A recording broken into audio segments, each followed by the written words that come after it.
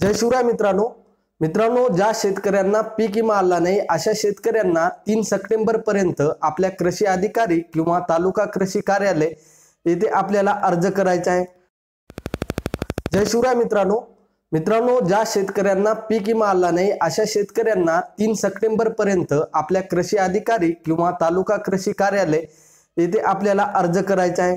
परंतु ज्या शेतकऱ्याकडे पीक विमा पावती व आपण गेले वर्षी 2023 सोयाबीन कापूस या पिकाची क्लेम केलेली पावती ज्या शेतकऱ्यांकडे नाही अशा शेतकरी आपल्या चॅनलवर नवीन असाल तर आपल्या चॅनलला नक्की सबस्क्राइब करा आणि हा व्हिडिओ प्रत्येक शेतकऱ्यांपर्यंत शेअर करा।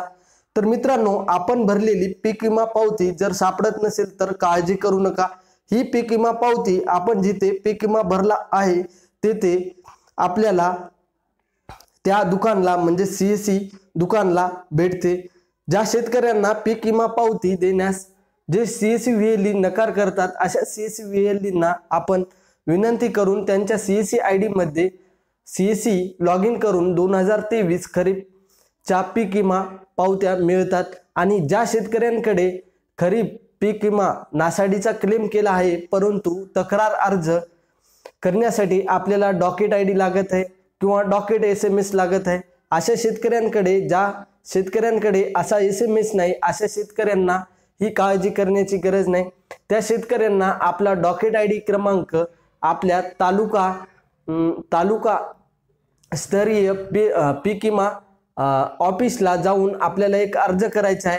त्यासोबत आपली पीक विमा पावती जोडून अर्ज करायचा आहे। तर आपल्याला तेथे आपल्याला डॉकेट आयडी मिळत आहे।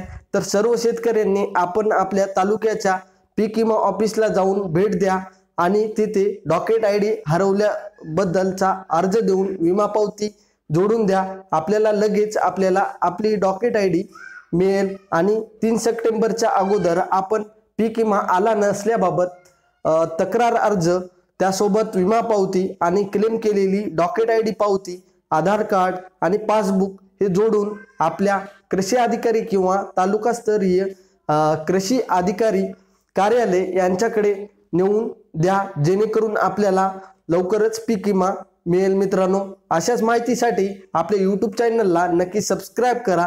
असेच नवीन अपडेट्स आपल्यापर्यंत लवकर मिळतील। जय हिंद, जय महाराष्ट्र। आपण आपला व्हिडिओ येथे थांबूया मित्रांनो।